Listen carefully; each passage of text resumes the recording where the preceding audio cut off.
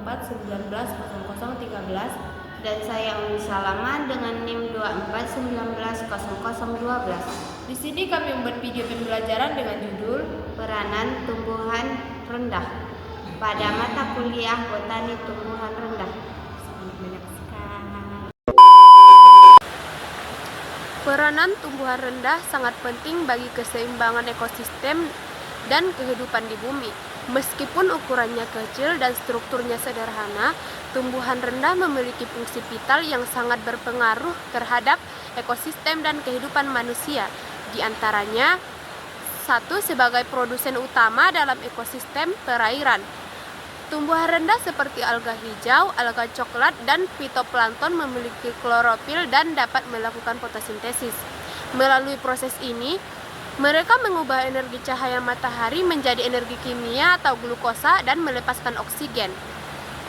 Hasil dari fotosintesis, alga ini menyumbang lebih dari 50% oksigen di atmosfer bumi, lebih banyak dibandingkan tumbuhan darat. Glukosa hasil fotosintesis menjadi dasar rantai makanan di ekosistem perairan. Misalnya, fitoplankton, zooplankton, ikan, burung, laut, manusia. Jadi, tanpa tumbuhan rendah, rantai makanan di perairan akan terputus dan kadar oksigen global akan menurun drastis, yang berarti mengganggu keseimbangan kehidupan seluruh biosfer.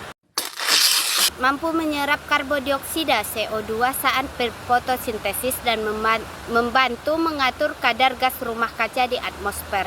Selain itu, alga mengatur kadar oksigen di air. Jadi dari peranan tersebut, dampaknya bagi ekologi sangat besar, yaitu bila populasi alga seimbang, ekosistem akan stabil. Tetapi bila berlebihan, akibatnya limbah kaya nutrien, terjadi ledakan alga yang justru menurunkan kadar oksigen dan menyerap kematian ikan massal. Jadi peranan tumbuhan rendah sebagai penyeimbang, yaitu bagi ekosistem, menuntut adanya keseimbangan alami.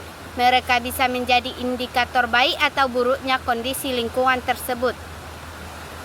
Yang ketiga yaitu pembentuk tanah dan pelopor ekosistem darat, yaitu lumut sering tumbuh di batuan atau tanah tandus. Akarnya menempel di permukaan dan menghasilkan asam organik yang mengikis batuan menjadi partikel halus.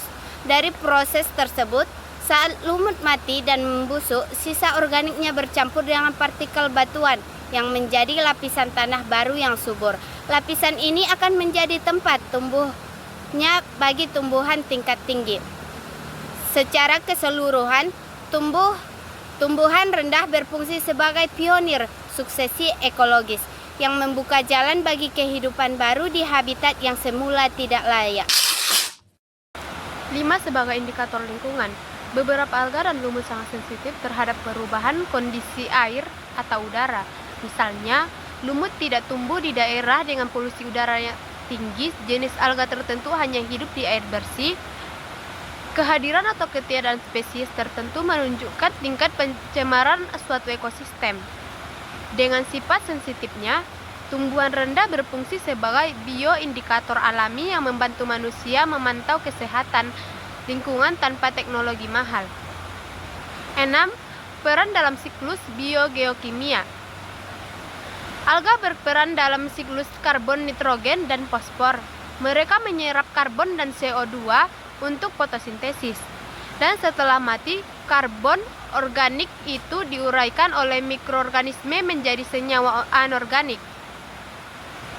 Dampak ekologisnya, proses ini menjaga ketersediaan unsur hara di ekosistem, memungkinkan kehidupan berkelanjutan bagi organisme lain. Tumbuhan rendah adalah komponen vital dalam siklus energi dan materi bumi menjadi aliran energi dari matahari ke seluruh organisme.